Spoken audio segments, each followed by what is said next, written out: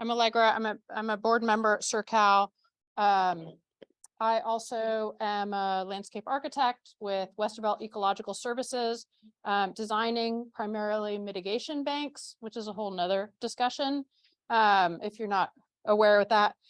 But through discussions I've had on some of the projects I've been involved with, I've felt the need that I need to learn how to better engage with tribes and communicate with tribes. And so in my process of learning, I'm realizing that everyone should be learning with me. And so I didn't want to be the only person learning and then assuming knowledge to be able to share with you. So instead, I've invited some people here that I'm here to learn from, but that hopefully you can also learn from at the same time. So with that, I will introduce them briefly.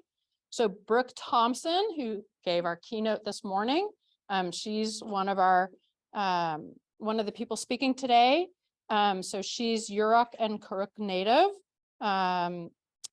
from Northern California.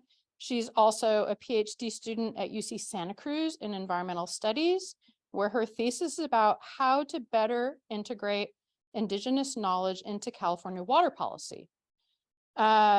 She also works as a restoration engineer for the Yurok tribe. She has many goals and fires, and I would encourage you to visit her website or follow her on social media. But her goal is to bring together water rights and Native American knowledge through engineering, public policy, and social action. And with an amazing list of fights that she is focused on, the ones I wanted to highlight are supporting traditional ecological knowledge and encouraging women and natives in STEM. Also today, Ivan Senuk, who is currently the Tribal Historic Preservation Officer and Cultural Resource Director for the Buena Vista Rancheria of Miwok Indians. He has extensive experience as a cultural anthropologist, researching for and working with indigenous communities addressing contemporary issues of cultural practice, historic preservation, and cultural revitalization. So Ivan's master's degree in cultural anthropology at Cal State Sacramento focused on indigenous communities and connections and relationships to landscapes in Northern California. So he oversees the tribal cultural work, including government-to-government consultation and negotiations for tribal cultural resources, historic preservation, emergency response, ecological restoration. He is very interested in bridging the gap between indigenous people and greater populations by providing resource protection, education, social events, and expanding learning opportunities. And I've had some great conversations with him previously, so I'm super excited he's here. And also Robin Hoffman, who is the Delta Regional Cultural Resource Program Manager at Environmental Science Associates, ESA. He's currently focused on restoration and water related projects. His experience is diverse, but I'm going to focus on his Native American consultation with tribes throughout California, Washington, Oregon, Montana, Wyoming, North Dakota, and South Dakota. And so we were using Robin for a particular project, and I've had a lot of conversations with him on how to better communicate with the tribe we're working with. What are steps that I can do? I recognized when we met with the tribe on site how he had such a good relationship with them. And so through my discussions with him, sort of had the genesis of this discussion. And so a couple of things that the reasoning behind this discussion today is really that in the consulting world and in the restoration world, I was indoctrinated with the idea that the tribes were the bad guys. That some of you may or may not know, there is a required cultural consultation, either through permitting or CEQA at some point in the process. Often that's the first time the tribes are engaged on a project. And it's often too late. That project is pretty well formed and baked. And so if there are tribal concerns or cultural concerns with that site, they will push back, reasonably so. And then they often, if there is cultural relevance of the site to them, they will request to be on site during grading or construction practices. And so I was indoctrinated with the idea that the tribes ultimately are going to stop your project later on, and then they're going to cost us a bunch of money during construction because we have to have them out on the site. I've come to realize that's our fault. We're the ones at fault by not engaging them early enough. We're the ones that are making them the bad guy. And we need to change that paradigm and learn how to reach out to the local tribes, have early conversations on projects, learn what their interest or their concerns are. And tribes have very diverse responses and possibilities of working and collaborating with you. And so with that, I want to invite Ivan up to start the discussion, and they'll have brief presentations, and then we're hoping to open it up more for discussion. Thank you, Allegra. Hi, everybody. I didn't realize I sent you such a long paragraph. I should have cut it down to like 3 I things. put it down some, but Good, good. I mean, take it, throw it out the window. My thesis lives on a dusty shelf. Let it lie there. Hi, everybody. I'm trying to make this as informal as possible because this is probably maybe one of the first times you've ever talked to a tribal representative. But first, I want to say Machuxis, which is Northern Miwok for greetings. Good to see you. Good day. Good wishes.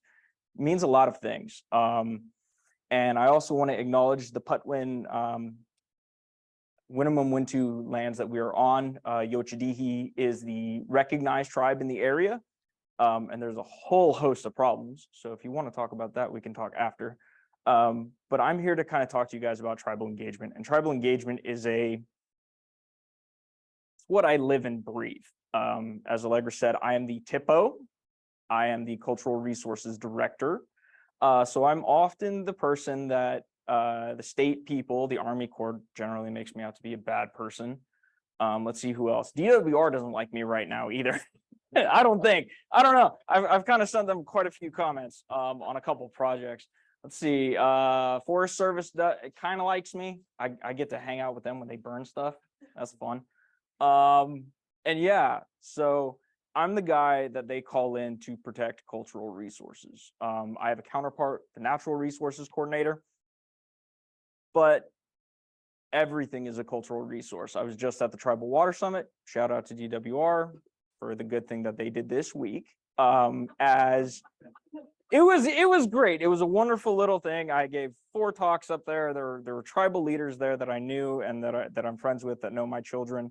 And we talked about water. Water is a cultural resource. It's protected by very multiple water quality laws, but it's also a tribal cultural resource. So that brings in CEQA and all of these big nasty laws that we all have to memorize when we're in bachelor's degrees.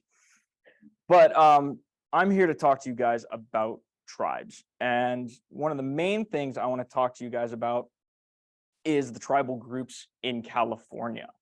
When anybody asks me, either in my family or in just walking down the street, how many tribes are in California? I say 200. When you're talking about a tribe, a tribal group, anthropologists got California so wrong. It has taken 7 generations of them to start fixing their language. And I know because I'm a 7th generation anthropologist in my academic line. The map everybody sees up here, you guys would think that those are all individual tribe maps. You can raise your hand. Please admit your ignorance. First of all, if you guys think that Chumash is a single tribe, all right, we got 1, 2, 3. All right, I like you people. You guys are brave. That's a language map. Alfred Kroeber, the guy who started anthropology on this side, who built anthropology departments in the West Coast across the United States, a friend of Boaz, who's the founder of American anthropology, made a language map. Sierra Miwok there's at least 12 recognized tribes. So when you guys talk about Nisenan, Maidu, Patwin, Shasta, Karuk, Yurok, you're talking about a language.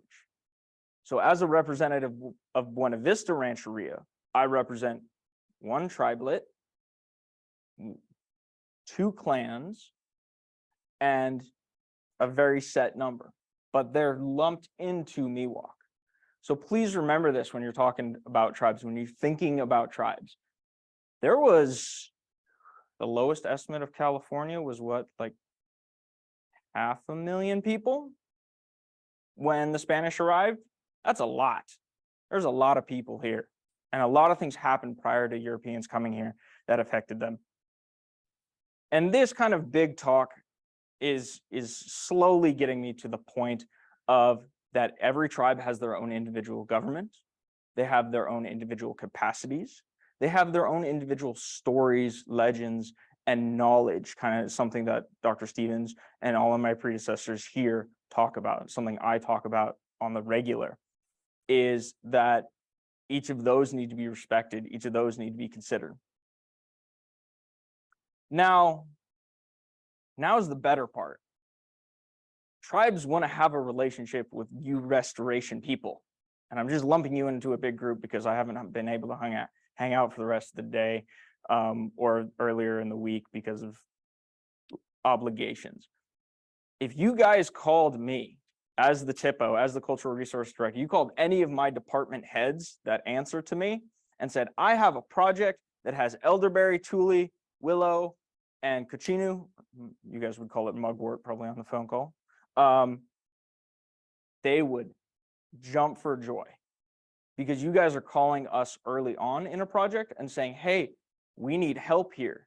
We have capacity for you. We want to learn what you know. And then we're happy.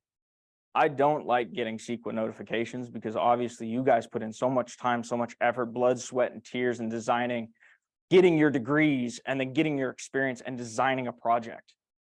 And then I have to be like, well, you can't really bury it. You can't do anything on that hill. I'm sorry. It's a sacred site, and I will never tell you the reason because that's confidential. That is to the tribe that I work for. That is to the people that they are associated with. But I'll tell you where you can build, and I'll tell you even better ways to build and what plants will actually thrive there, because the tribal communities are still here. They're still living here. Along the American River, there are gathering spots. Along the McCollum, which is the traditional territory of Buena Vista, there are still active gathering sites that families go to. And so I want to tell you guys about those sites because you can come gather seed, you can come transplant things. I will let you guys take those to every restoration project out there that they will apply to. But you guys need to listen to us when we come out and talk to you, because it might not always be me. It might be an elder who comes out. It might be a grandmother. It might be a knowledge keeper. It actually might even be one of my interns who's going to get ecological restoration, Western science knowledge, but has lived, grown, and breathed, eaten those plants. So, outreach to tribes, and I'm going to kind of jump through this one. When I'm done today, when I'm done giving our talk and we have our discussions, I want you to Google what land you're on. You can Google it. My cell phone number is online. That's a little dangerous. I don't recommend it. But my cell phone number is online. You can find me easy, really. And that's all you have to do. Find the tribes, reach out to tribes. Tribes, we're not some scary entity hiding in the woods trying to get you. I have 3 offices. I'm running around trying to protect things. I'm trying to raise a little 2-year-old terror who is the absolute love of my life and is just like her mother. So yeah, we're human. We're here. And I want to talk to you guys because I would rather give you guys tips and tricks to make a better project than tell you guys no. I don't want to stop your projects. In fact, I support all restoration projects. If they're done correctly, if they don't bulldoze a burial site, let's not do that, please, ever. Then you have to see the really nasty side of me in federal court. That's when you won't like me. But let's talk. Tribes are here to have a relationship. We have environmental departments. We hire restoration people. Plug for the career folk out here. One of Dr. Stevens' people, actually two of Dr. Stevens' people, work for Buena Vista. Someone who's getting their master's degree from CSU Sacramento, stingers up. You'll never catch me ever doing that, ever. You all can do it. I love it, but I'm not going to do it. And then one of her bachelor's degree students now works for the tribe, and she works in our environmental unit. And I throw paper airplanes at her sometimes across the office. So tribes have this capacity. Every tribe is different. Not every tribe is as lucky as I am. I work with a lot of non-recognized tribes due to my master's degree. I owe 3 non-recognized tribes almost my entire existence because I got my master's degree documenting their history and their legacy that has never been documented properly. So reach out to us. The Native American Heritage Commission, I should have spelled that out, is very slow. Google is faster. I'll give you another tip and trick. CAL FIRE maintains a list of all the active tribes they talk to. It's a PDF online. They update it twice a year, I believe. And my cell phone number is on it. Hint, hint. That's how you can reach out. And now for the tribal cultural side of it. Due to the considerations of sites, science, I'm an anthropologist, but I'm also a traditional practitioner of my family, likes to put things in boxes. Legal people make it even worse. I mean, CEQA, I love, but I don't love because it likes things in boxes. I don't like things in boxes. Due to the open nature of these areas, you probably should be having conversations with tribes. Due to the nature of a gathering site, a milling site, a bedrock mortar, you know, the little thing that they have in every little museum about pounding acorns. I actually don't like acorn fry bread. I love Buckeye fry bread. My wife makes a mean one, and I'm looking forward to next weekend because we're having a dance. Tribes also have cultural centers. I run an entire cultural center that is open to the public in Amador County. You can drive on up. You will probably see me in my office frantically talking to some federal agency or some state agency about something they're trying to do. But tribes have them. Auburn has one. Shingle Springs has one. A lot of people do. I mean, even Allegra reached out to me this week and was like, hey, Ivan, do you know this territory? Yeah, I do. I know the federally recognized tribes there. Let me send you their contact information. Forestry asked me about some places down in Tuolumne, and I sent them their information. I'm willing to share information, so are tribes. But you have to come about it in a good way. I'm going to make these slides available to everybody. So I'm going to give a copy to Allegra to distribute to the people if you want a copy, because you can take these and show these to everybody else. At the end of the day, growing up, an elder told me something to do. He gave me my life's purpose. And that said, make space for people. And Allegra did that amazingly just by having me come talk to you guys. You guys talk to an actual representative of a tribe, a traditional practitioner of a tribe. And I'm making space for all of you at the table. So if you come to Buena Vista, if you come talk to any tribe or any tribe I represent, any tribe I know, we will make a space for you at the table, and we'll sit down and talk and make things better. We'll engage with you. We'll talk to you even more. So before we move on to Brooke Thompson, whose slides are absolutely amazing, infinitely better than my own. Had to put that plug in there, I'm sorry. I want to see really quickly about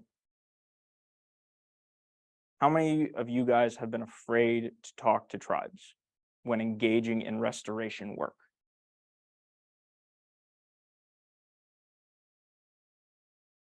Good. Don't be afraid. There's a difference between ignorance and negligence, and it was on a previous slide. If you're ignorant, it means you don't know. And I can never fault you for what you don't know. I will never fault you for what you don't know. You are people of this earth. You are people of your families. You are people of your ancestors, and you are the legends of your descendants. So please admit your ignorance. If you're negligent, it means you know something and you willfully choose to ignore it. That's a problem. That's where I get into morally upset ground, and you see the nasty side of me. And I normally that's for federal agencies and for lawyers and people who don't have any morals, who take backhoes through graveyards. So ignorance and negligence. It's okay to be ignorant. And I look forward to our discussion. I'll be around for a little bit longer after this, but thank you for taking the time. Thank you for opening the space to me. Tanga kamu, which means thank you, to end in a good way. And I hope each and every one of you reach out to a tribe. I hope you even Google what tribes you are, tribal land you're on, because all land is native land. They didn't play fun little game of the floor is lava. They didn't jump. All right, everyone.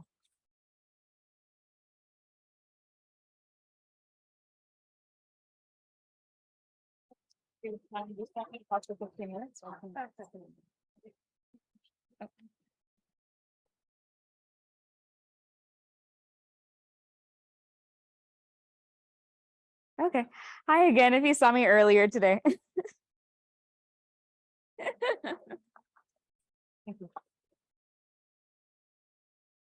My presentation is going to be really short and sweet, except for if the questions that were asked earlier today, if they did happen to come back, then I will have a longer discussion with you. But I'm really just looking at like the most basic practical approach on how you actually start this process. What's the first step of like finding your tribes and actually contacting them? And it's going to reflect what Ivan said actually quite a bit. But first of all, why work with tribes? I feel like I gave a pretty good example in the morning lecture, but one reason is because sometimes it's required to consult with tribes if you're near tribal ancestral lands. And so a good practice is to consult early, often, and have consultation not be an afterthought, as Allegra said so eloquently earlier. It'll just make the process so much easier for everyone. And also, as I'll talk about later, sometimes it does take a moment for tribes to respond. We have limited resources. And so making sure there's proper time to have that conversation back and forth, that you might want to give a little more time than other agencies. Another reason for Indigenous knowledge, there's perspectives and ideas and concepts that maybe you won't know as an organization or a nonprofit, that tribal leaders and tribal agencies and governments can give thoughts and perspectives on that could be beneficial to your project. Community involvement is required for long-term success. One of the things that frustrates me in the restoration world in general is, right, you're given so much money for so long, and then it's kind of like hands off, like your organization's not touching it anymore after a certain period of time if you run out of money, if you run out of funds, etc. But yet when it comes to Indigenous stewardship, we're there for the long haul, we're there for the long term, and we want to see that area thrive through multiple generations, regardless of the price, because it's going to be tied to our own culture and values. And so involving tribes and making sure that there's ways to have like quote unquote land back. I have these earrings that say land back on them, where a lot of people might think that's literally buying land back for tribes to keep. It also involves just having tribes be able to be part of the restoration process and be ongoing stewards of the land. That is also part of land back. And also will help ensure a long-term success for these projects, which is something I think we all want to see. And it's also the right thing to do. I feel like I can't put it any more simply than that, like, just do it. I also want to mention that, unlike Ivan, I'm not technically coming here as a representation of my tribe. So the Yurok tribe didn't technically approve for me to be here, but I also understand just like by fault of being an Indigenous, and specifically Yurok person here, like I don't know how many Yurok friends each of you have, but maybe I assume because I might be one of few that you're going to base some opinions on the Yuroks based on me, and that's just kind of the world I have to live in. But yeah, don't blame anything I say on the tribe. Unless it's good, then let the tribe know. But but one, kind of like I mentioned earlier today, is adequate payment. So something I've heard from tribes is that people come with projects and say, here's all this work, go ahead and do it. You're so lucky to be involved with us in doing this work. We're doing such a good job by contacting you. But then when tribes are running on, like, for example, my tribe mainly grant money, and we're not given a grant to do that specific work, you're pretty much asking all these people with full-time jobs to work for free. And that's really not fair. And we want to do the work, but right at the end of the day, at least my tribe is often in impoverished areas or areas where just things cost more because we live in a rural place where we're in a food desert where it takes half a day's drive or 2 hours to 4 hours to get groceries either north or south if the road's open. And you have to have a working car to do that, and you have to buy the gas to do that, etc. And so because of that and all those tiny things, like there's a phrase like it's really expensive to be poor. It's for real. Like if you buy a single roll of toilet paper, it's way more expensive than if you buy the bulk at Costco, but you have to be able to afford the Costco membership card, right? And so understanding that you're asking all of these people who really want to be on the project to give up their free time to try to work on this, even though they may really want to, but we really need the funds to be able to exist in the society, in the capitalistic society we are in today. Another thing is to take tribes seriously. Federal tribes and then also unrecognized tribes, we're governments and we have complex management structures. And oftentimes I feel like we're treated as like children or as small organizations that don't really know what we're doing. And that's not a fair way to come into a partnership and gets really frustrating for people. And so taking us seriously as partners and as equals, not as someone you're giving a handout to, is important because we'll be able to tell that intention. And then relationship building and acknowledging past wrongdoings. Again, not as a representation of my tribe, but I heard you mention the U.S. Army Corps of Engineers. And as a civil engineering background, I also get frustrated with them quite often. And I won't go into specifics, but like, there's so much history of injustice with the U.S. Army Corps of Engineers and tribes, and especially around water. But we have people, especially when the Army Corps, for example, I go to the American Society of Science and Engineering for American Indians conference each year. And they send Army Corps people there each year. And I always have arguments with them, kind of for fun, but like to educate because because like they're sending these people with no knowledge of what the U.S. Army Corps has done, or the fact that they've even done anything to tribes, such as like take away fishing lands they were promised forever and never gave them back, and instead gave them a payment that was way less than what it's worth and not what they wanted. And then asking all these indigenous people to be like, hey, come on and sign on projects with us, partner with us, without acknowledging that traumatic past. And there's going to be contention and that stress with tribes if that's not acknowledged and brought up and finding ways to get past that instead of just pretending nothing ever happened. And so also like maybe with your organizations, maybe, obviously there's a wide variety here, but understanding that maybe there's been people who've tried to reach out to tribes in the past and that hasn't worked well. Try to figure that out beforehand. And so you're coming into conversations well equipped. And then understanding and have tolerance for different cultures. I think what I'm going to say next is going to be like a little bit shocking and maybe sound like an excuse. But there's like really simple things that cultures do differently to show respect. Like, for example, maybe it's not showing up in a suit and a tie to a meeting. And some people would find that like disrespectful, that like, oh, everyone coming to the meeting should be like super dressed up in this formal wear. But then like, for example, me as an engineer working in like predominantly white engineering firms, when I come into work and I'm wearing like these big earrings, or I usually wear a lot of necklaces, that's seen as improper business wear. But to me, that's culturally significant and really powerful and formal wear to me. And so even though neither of us are meaning disrespect, we're both trying to dress formally, there's that cultural clash that's happening that's, we just don't want to make assumptions on what one person is doing versus the other, and being very clear in our communication. Just like with any relationship, we should be clear and open and communicate often and well. And that also comes with like time. For example, I had the privilege to travel to 15 different countries around the world through my education.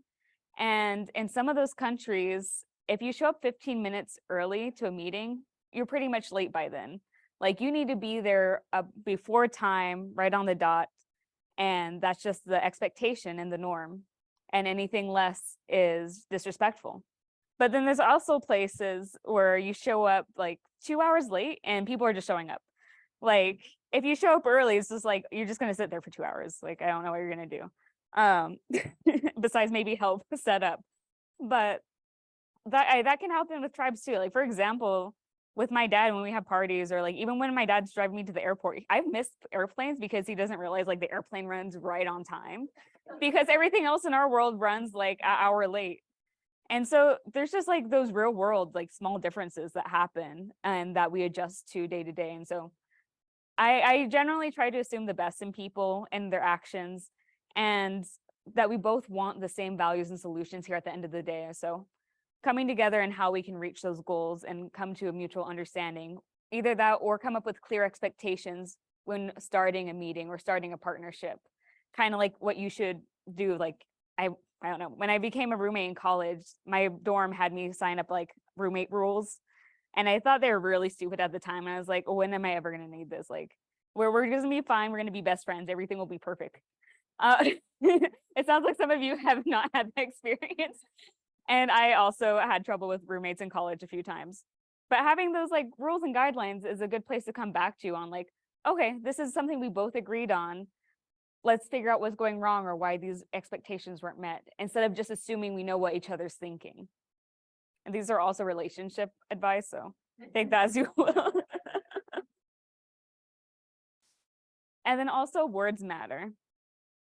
So these are a list of phrases that I just generally recommend not using in business settings in general, but especially with Indigenous peoples. And, you know, not to tell on yourselves, but tell on other people. Raise your hand if you've ever heard any of these terms used in a business setting. Okay, go ahead and raise your hands. Yeah, that's a lot of people. That's actually more than I was expecting. But yeah, words matter. Like I won't have time right now to go through where each of these come from. But like we said earlier, Google is your friend. Some of these are more controversial than others are, but generally, I mean, I would say it's just good practice not to use any of these unless you're really comfortable with someone. And just also acknowledging that maybe not all natives will find each of these offensive. But also there's a lot of Indigenous people that don't know the meaning behind these or where these actually came from, and they just became part of our everyday language too. And so just understanding why some of these words are offensive. Again, like if you want to talk to me specifically about each of these words, feel free to. I will tell you one story with the word savage. I was studying abroad in New Zealand, and the word savage started to become popular in US hip hop. And so people were using the word savage to be like, oh, that's cool, right? Or like, oh, that's so savage, like that's so badass. And so I was studying abroad in New Zealand. I didn't know this was happening in the US. And then some American study abroad students, you probably see where this is coming. Some American study abroad students came to New Zealand, and I don't know, I like crushed a soda can with like my palm or something. And a person said, oh, that's so savage of you. And I almost beat this girl up. But she was like, no, like I didn't, like she obviously realized something went wrong there. Because I've never been called that unless it was like a derogatory slur.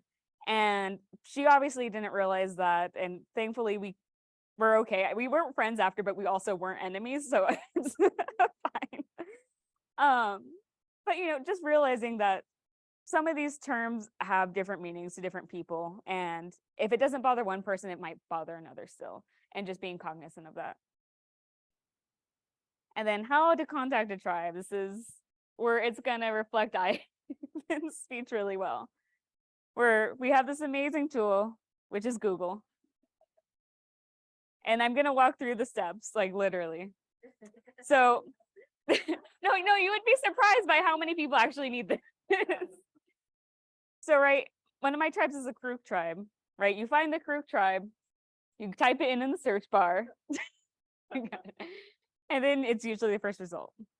And so almost every tribe has a website. And I will say some tribes' websites are more functional and easier to use than others. But there'll usually be a contact page somewhere on here. The one thing I've noticed with a lot of tribes is their contact pages, their actual contact numbers won't be listed. And so you have to fill in a form. And I actually don't know where any of these forms ever go to. So I hope they go somewhere. In your tribe, they probably do. But I mean, I personally actually have had trouble with this where once I had to, where this CAPTCHA is, I was trying to contact a tribe. I filled out the CAPTCHA and the CAPTCHA was outdated by 2 years. And so you couldn't actually submit the CAPTCHA because it was outdated. And so you couldn't submit this box at all. And I couldn't find any information anywhere else on the contact page. So I just freaked out. But I mean, fortunately, because of my native connections, I was able to figure it out. And I know all of you don't have that necessarily. We can be your native connections, but but that's to say there's hope beyond this. There's also I'll go here first. When you go to departments, sometimes there's also specific sections that you're looking for that you want to contact that will have like this phone number up here, which is different than the phone number on the contact page that you can also call. And so some of my tips for contacting tribes is one, the initial email should be short, to the point, who you want to talk to, why you're there, why, and a due date. And I know this might just be like common knowledge, but it is really helpful when you're getting these email boxes flooded. Like I run 5 different email boxes, and sometimes if I see a paragraph of text, I like postpone that until later and then I never get to it. And I'm sorry for anyone I do that to in the future. So also use this with me. Be respectful. You'll realize there's a lot of people who actually just email tribes and are like, we want this, this, and this, and aren't actually having this cordial conversation. And then if there's no email back, again, this is why it's important to do this process early on. Follow up, send a second email a week or 2 later if no one's gotten back to you at all. If that didn't work, call the phone number, leave a voice message. If that phone number didn't work, next week, try the phone number on the other page, on like the natural resource page, for example. And you should eventually get through to someone, or someone who can redirect you to another person. Because like after you get into that initial email, not to be like generalist, but almost I feel like a lot of tribal people know each other once you like get that initial contact. And so you should be good. It's just making that initial introduction and getting the attention that's difficult. So just be persistent and start early on. And then if all that fails, there's also the U.S. Department of Indian Affairs has a tribal leader directory that has contact information for tribal leaders.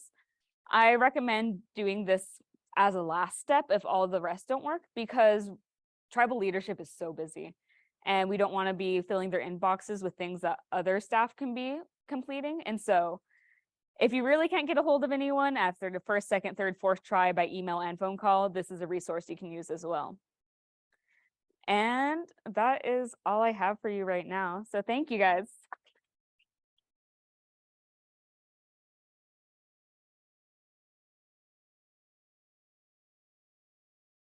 Do you want to use mine? There you go. Down. So I want to invite Robin to step up as well. I just want to, and then I want to repeat something Brooke said about don't expect a bunch of free services. And this goes back to the idea that the tribes are the bad guy and that we're going to have to pay extra to have them on site during construction. Like, we don't blink an eye paying 10 grand a day on an engineer doing a hydrology study for us. Why do we balk at inviting a tribe and inviting to pay for them for their time and their collaboration on a project? So with that, I'm going to let Robin talk a little bit. Robin had super briefly, does a lot of tribal outreach as a consultant, and I think he might want to share a couple good things or bad things to do. What's worked and hasn't worked. Yeah. So hello, everyone. Honestly, I don't have too much to add other than what's already been covered. So I think you guys have done a great job. I think from a consultant standpoint and a project sort of process standpoint, I mean, one thing, kind of like what Allegra was saying, I think one thing that really needs to be addressed is compensation. That's like, I mean, to Allegra's point about monitors, also consultation time, like Brooke was saying, we pay consultants, you know, by the hour to provide services. We provide, you know, ourselves, if we're working for as a project proponent or in the design phase, you know, we're getting paid. So everybody in the whole process should, I mean, you should be trying to treat them fairly, right? And everyone seek compensation and embed that in your budget way early on, you know, because that's really a lot of this, in my experience, is we have processes that have been put in place just that are now the status quo, right? The development of the environmental, you know, design and compliance industry, we're at a certain point, and frankly, we just need to change how we're doing things and just moving ahead in the standard process. I mean, people are resistant to change, but if you really look at the overall structure of that, like bringing in tribes early on in the process, at the same point that you're even thinking about like land, you know, neighbors, agencies, engineering, just super high level, bring in tribes, like to what Ivan and Brooke said, and Irene, like you're going to have a better design in my experience. Every project I've worked on where there's been really early a tribal engagement, the outcomes for everyone and have been much better. And that's, you know, like what Ivan was saying, getting a CEQA notification of a project, like that's, first of all, that's a requirement. So the fact that it being a requirement, you know, kind of the, how should I say, the feeling around that is like it's an obligation. So this is being done because the regs require you to do that. Well, so that kind of comes with a message, right? When you're getting the require. Also, the design's already at 35, 65%. A lot of energy and funds have gone into that. So people are going to dig their heels in, right? Saying, oh, well, we put all these, you know, done all these models and this and that. We want to like Ivan was saying, oh, there's a site over here. Or maybe, you know, the tribes have great ideas for a bunch of like a whole different plant palette or long-term conservation easement, access, maybe involving tribal members in like doing the actual restoration.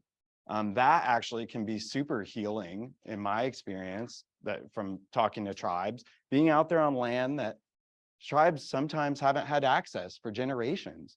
So going out there and being like, I know I'm kind of rambling here, but like stewardship in kind of my experience has been one of the things that's like trying to convey that tribes, you know, are like the opportunity to be stewards of the land and have like, especially restoration. We're not talking about, I mean, not to like throw housing developments and that sort of thing under the bus. We need housing and that sort of thing, but like restoration projects are like prime, like kind of blank slates for this, right? There's a lot of opportunity in creative thinking. You know, we're not just thinking about number of housing units and that sort of thing. Especially if you're early on in the process, we have so many opportunities to redesign a project to involve like tribal perspectives and that. So I think kind of, again, from a process standpoint, compensation, super early engagement, because again, people get grumpy if they've spent a bunch of money and then, you know, tribal representatives come in and say, hey, you know, you didn't talk to us. Like, let's put a pause on this. And then all of a sudden you've got planners coming at you with CEQA schedules, permitting's like coming out after that, and everyone starts getting real nervous, right?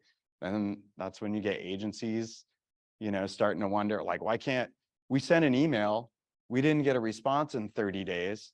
We're done, right? That I don't know how many of y'all are involved in CEQA or you know, kind of 106 and that sort of thing, but like, no, it's about relationship building, particularly long-term. I like what Brooke was saying about like the idea of long-term stewardship of a property. So access, There's also opportunities for like,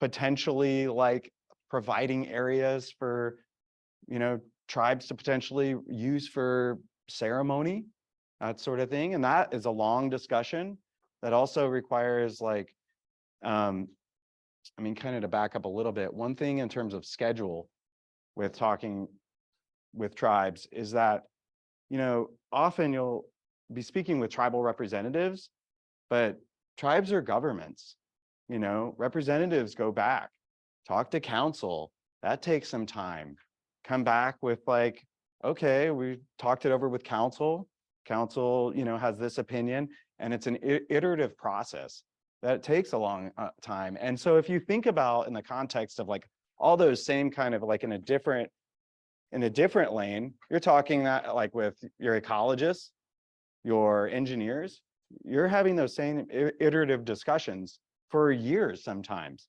So bringing in tribes into that whole process of that, like it's just adding it's the right thing to do. And it also will make your project like more complex in a good way. I think your outcomes in terms of like how it actually connects to the community. Like, do we just want to think of, our restoration as benefiting biological species or hydrology? I mean, to me, that's missing. Like, we're human beings and we all have histories, and connecting all these communities and the long-term connection of that with the environment, like it seems like if you're missing out on involving tribes early in design, you're missing out on that opportunity as well. I've been involved in some projects where super early, and even thinking about funding sources and that sort of thing, there's been opportunities where it's like, here's 500 acres. Hey, reaching out to a tribe, would you be interested in actually like owning and managing this? I mean, just the like outreach on that, I find that the response from tribes is like, that hasn't been done for very long, right? Like the history is not very good there on tribal involvement in any kind of project, honestly. But so opportunities in long-term management, design, and actual implementation, to me, and other things like embedding in, like for instance with mitigation banks, embedding some tribal involvement in management plans, and that takes some time as well. But that's like a really good way to get some formalized tribal involvement long term. So anyway, just a few thoughts on my experience, and I could go into as Ivan says, I both love and hate CEQA. So So I want to be respectful of people's time. I know some people are, whole day has been running a little late. But I would like to, if people want to excuse themselves, they can, but I would like to spend some time. If any of you have questions or particular topics that you would like to bring up, and maybe have Brooke or Ivan answer, or if you want to ask something anonymously, you can write it on a card and pass it down the line. If you don't want to be embarrassed by being ignorant, which is appreciated, being honest about that. So, yes. oh, thanks. I have not worked with permits with tribes, and I don't think I will. But I've given away.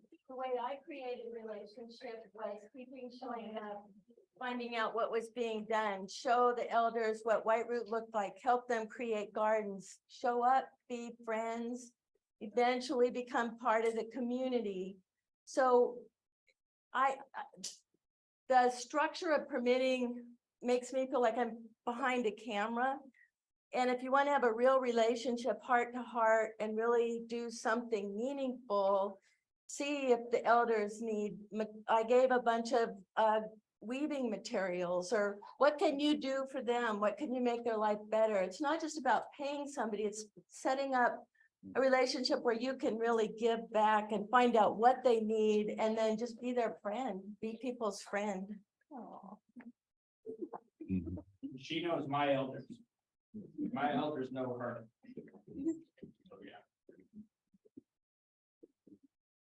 Yeah, I'm gonna come back here and give you the microphone so anyone remote can hear you. Thank you. I'm gonna say that I'm ignorant on expectations sometimes with the initial contact person to the tribe about a project. I'm a consultant and I work for many government agencies. How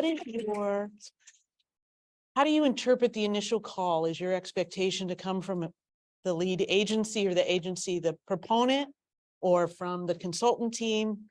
What are your expectations in that realm? So I'm gonna break what you said into two things. The first is, and this was mentioned previously by Brooke, the law requires, the statutes required for consultation require you to reach out to tribes, chairmen, chairwoman. Buena Vista is led by Chairwoman Rhonda Pope Flores, who is absolutely amazing and supports everything that I do. So the legal requirement requires you to reach out to them or to myself as the TIPO under the legal requirements. Now, we all know law is nice, but it doesn't exactly help us in the real world. So when building relationships, build relationships with anybody at the tribe. Reach out to their natural resources director, their forestry manager, their secretary. And that's kind of what Brooke said earlier, is like an email is not enough. I get 200 plus emails a morning. I get thousands of SQL requests a month, and my department has to filter through all of those. So an email is your legal requirement, of course, but a phone call, come to the tribal, all the tribal offices are open to the public. Like, you can come and show up and say, hey, I'm a restoration person looking to talk to somebody. That actually happened yesterday when I got back from the Tribal Water Summit. Somebody came in and said, hey, I need to talk to you about deep cut agriculture in San Joaquin County. And he came to the office and I was like, oh yeah, I got 5 minutes. Let me talk to you. Like, come into my office. Let's talk a little bit about this, start a relationship. So that's kind of how you would go about those things, up and above the regulations. So do your regulations, follow, check the boxes, email the chairperson, follow the consultants. If I have to go through you to get to the lead agency, please tell them that's a problem. The law requires the lead agency sit at the table across from me. I will be very upset if I come to a meeting for a consultation and it's just a consultant. I want the lead agency representative there as well. And don't expect me to call my chairperson. That's like calling the president for a zoning issue for your house. Not a thing, folks. Same. It's like, I'm not gonna call Chairwoman Pope Flores out if I can handle it, or if I can make the decision right there. And as a consultant, sometimes read the room, see what, and even ask, hey, do I need to be here for this? Ask the lead agency, hey, ask the tribe, hey, do I need to be in the room for this? Because sometimes I just want to tear the lead agency a new one. And I don't need you there for that. I don't think you want to be there for that. Or I need to say something confidential that can't be for you or can't be publicly produced. And I want the least amount of people to know it. So this is a very long way of saying, kind of feel the room, engage with those things, and also build a relationship. If you and I had a relationship and you had a project coming out in 3 weeks, I hope you text me. Hey, Ivan, I got this project in Amador County. Let's talk about it before all of this crazy structure has to happen. That's another good way as well. I think you got it. I want to speak up, and Robin might echo me on this, because Robin and I reached out to tribe very early on, where we were years out before we were going to engage an agency for CEQA or permitting. And it took a little bit of back and forth with the tribe saying like that, because they said, well, we want to engage with the lead agency. And we had to clearly say like, this project is 1 or 2 years out from engaging an agency for permitting or CEQA or anything. But we want to be respectful of this land. And we want to make sure that our design is going to be respectful, and not impactful. And that you can give us, you could be a partner actually on the design or give us feedback on the design, so that we don't make any mistakes and it has to go back to design when it does finally get to the lead agency and consultation. So it took a little bit of back and forth, but just like it says, it's been very rewarding engaging them that early. And we've offered to pay them to work on our long-term management plan for the property with us, and how they can engage in the long-term management. But we're not expecting them to read our 80-page document for free and give us advice for free, or even give us cultural information that is really important for them to know, but doesn't need to be put in that document. But we feel it's very important for the agencies we have to turn the documents into, that we are engaging the tribe, and we do want the tribe to be involved in that restoration. And so we're trying to push to have some of that language in our documents up front, to make that more visible.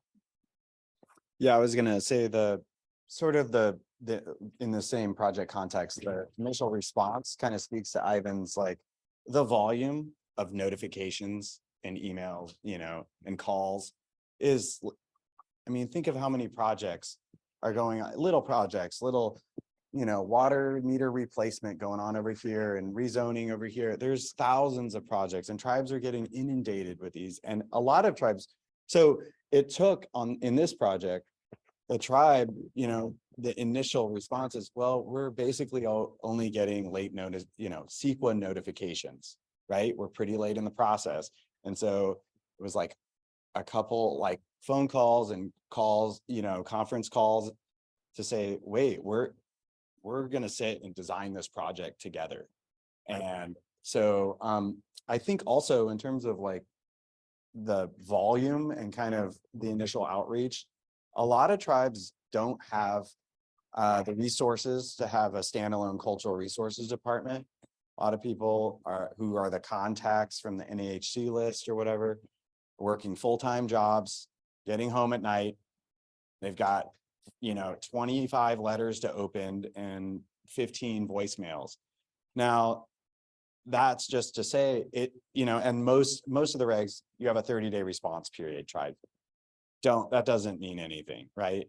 It means you need to reach out again and again and again, and like really show interest in the same way. Think of the amount of effort that goes into landowner outreach, right? Early on in the process, we got to make sure all the landowners are on board and this and that, and all land acquisition, like that same level of outreach, and how you don't just say we sent a letter to the landowner, because that's probably not enough, right? You're going to then you have an angry landowner way into the process, right?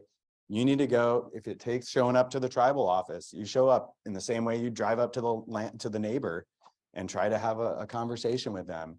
So just wanted to highlight those kind of things. Any other questions, comments?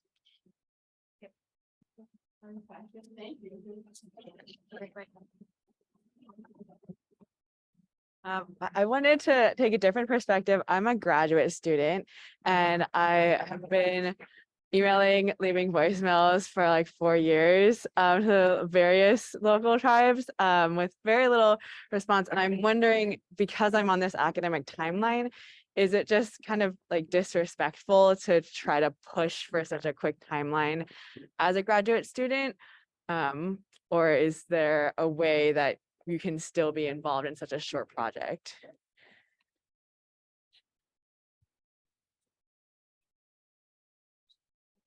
I'll try to be quick.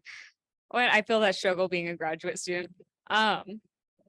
And I honestly think if you're able to get through to the tribe, and maybe like we can talk and figure out what tribes you're trying to get in contact with, that a lot of tribes will want to be helping you out. Because if you're doing graduate research, right, part of that research is supposed to be that the research you're doing is supposed to benefit the participant that you're asking to help out with. And so if it's benefiting the tribe, I think a lot of people, and especially just want to help out graduate students and people who are interested in very genuinely, will want to do their best as long as you're talking to the right people. And if not, then we'll help you find, or I'll help you find the right people. So yeah, I say email me. I mean, I feel that issue as well. Sometimes I have trouble talking to other tribes about academic interests because of that strained history. And in my own graduate degree, there's internal tribal politics you need to operate in. My advisor once told me operating in Indian countries is like operating within international politics sometimes. And in my position, I certainly feel that. So try other avenues. Instead of reaching out directly to the tribe, find one of their sister tribes in the area, find another tribe, reach out to, like, if you're talking Northern California, there's, like I said, there's tons of tribes to reach out to. You will get somebody and they will direct you. Or reach out to anthropology departments, archaeology departments, because they are required by law to reach out to tribes and have connections to tribes. And some may be good, like Dr. Stevens has connection to tribes. Dr. Fisher at CSU Sacramento has great relations with tribes. He does archaeology research with me that is tribal council approved. And every university is trying to expand their diversity, expand their connections as well to Native and First Peoples. So there's other ways in academia to go about it. And again, I can help you as well. Like I don't mind calling other people like, hey, pick up the phone. This person's awesome. I've done that to a tribe before, multiple. So there's other things. And that goes for everybody else, even outside of academia. Thank you so much. I'm wondering if you have any tips or recommendations for tribal communication when there's multiple tribes in an area who don't have good relationship with each other.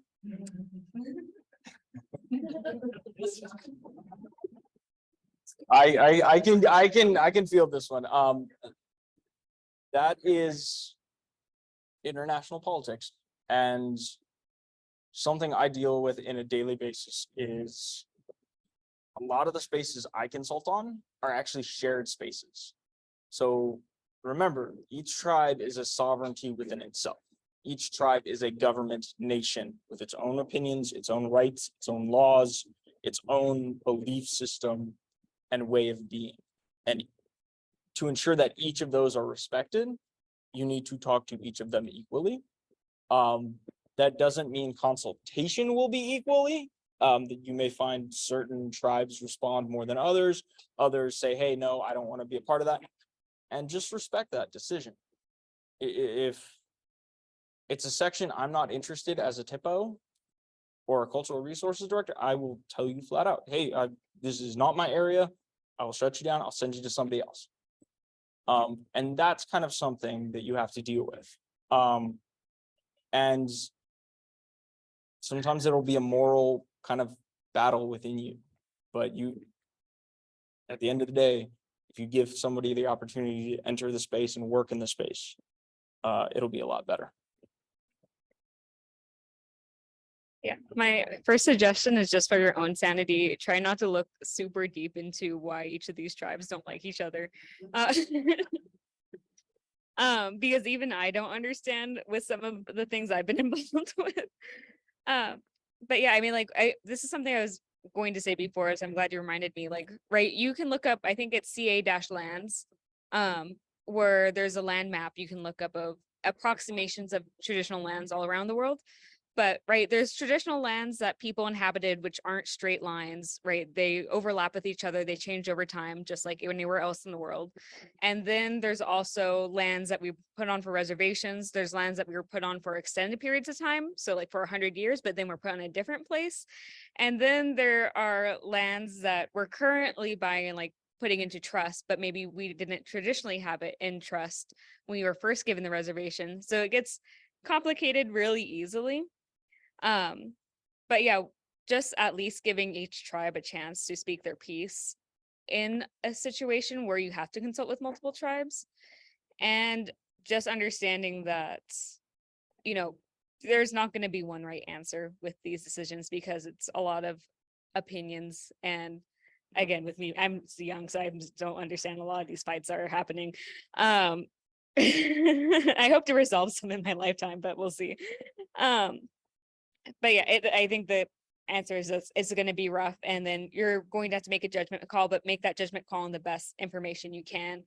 And if you need to, maybe bring in a third mediator, like another tribe or party that's impartial or does know the complex history that can give advice on the situation.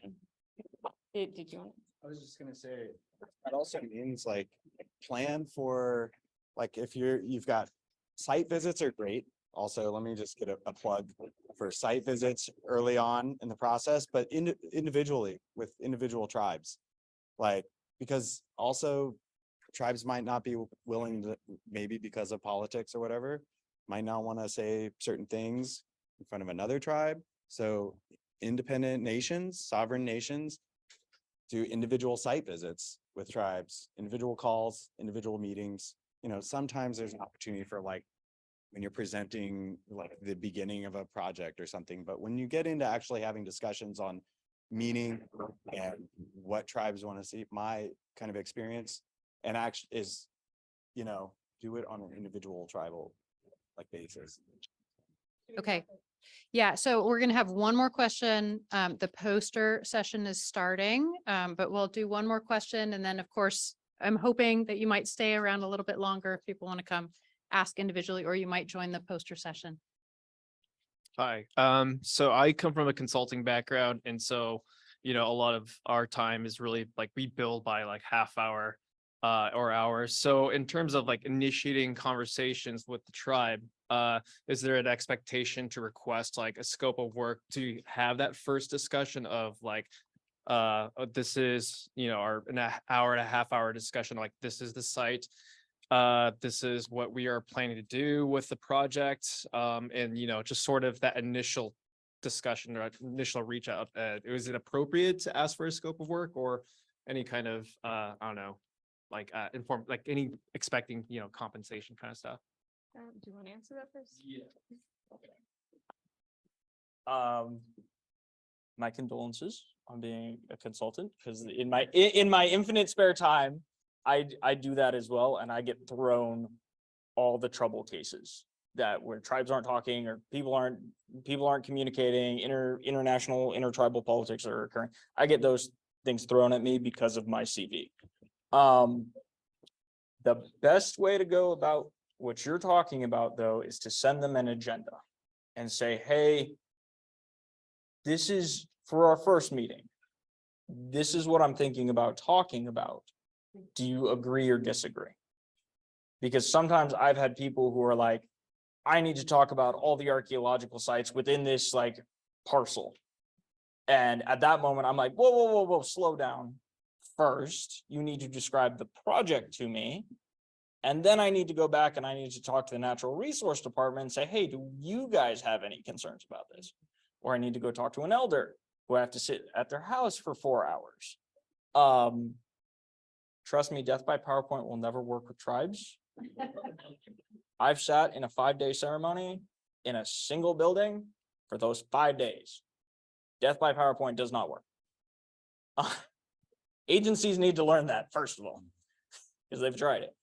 But just engaging and reaching out that way. Hey, I'm talking, I would like to talk to you about blank project. These are my ideas. Please insert or change things around, and that'll get you off on a good foot. That'll let them know that you're willing to listen, like all three of us have said, but also that you're willing to figure out, and that'll kind of like give you a pathway forward when engaging, at least engaging with my departments and the tribes that I work with, and also all of my friends' departments. Because I know all the TIPOs in California. We all meet and have gossip talk at least once a month. So also consultants, we know who is good and who is bad. We talk to each other. Like I know about Robin, not just because of my dealings with Robin. I've heard stories. Good story. All good stories. ESA is great. And I have some great stories with some people there. But also remember that that's another part of that international politics is people talk. And that history will also be dragged along with you. No pressure.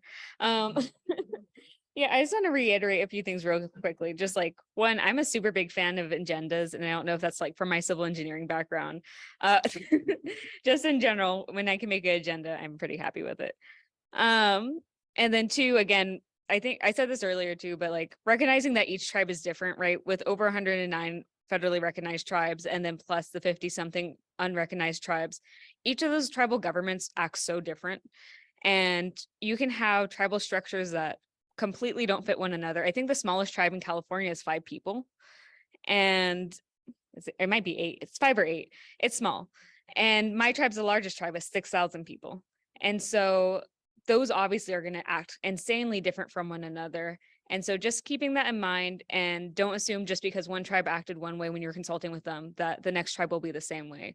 And that's, again, why it requires extra time. But hopefully with you and your firm that will be there, hopefully long term, that when you create these interactions, it's only really tough the first time. It'll become easier after that, because then you build that relationship, then you know how things work. And so just keeping that in mind while you're going through this rough patch of contacting tribes, that it gets easier as long as you're putting in the work from the get-go, and also trying to fix some of that work that might have been messed up by your predecessors. And then also, I will have to dip pretty soon here, but always feel free to contact me on my website, which I think is in the pamphlet. Or on Instagram, send me a message and I'll be happy to answer your questions there too. So don't feel shy. Thank you. Quick question Okay. as we wrap up. How Yeah. many people here would be interested in sort of like a couple hour or half day or even a day workshop on how to better engage with tribes? Okay, good to know, because that's something that we've sort of talked about as well. And so hopefully we can do that and continue that. So the poster session is going on. I want to thank Ivan and Brooke so much for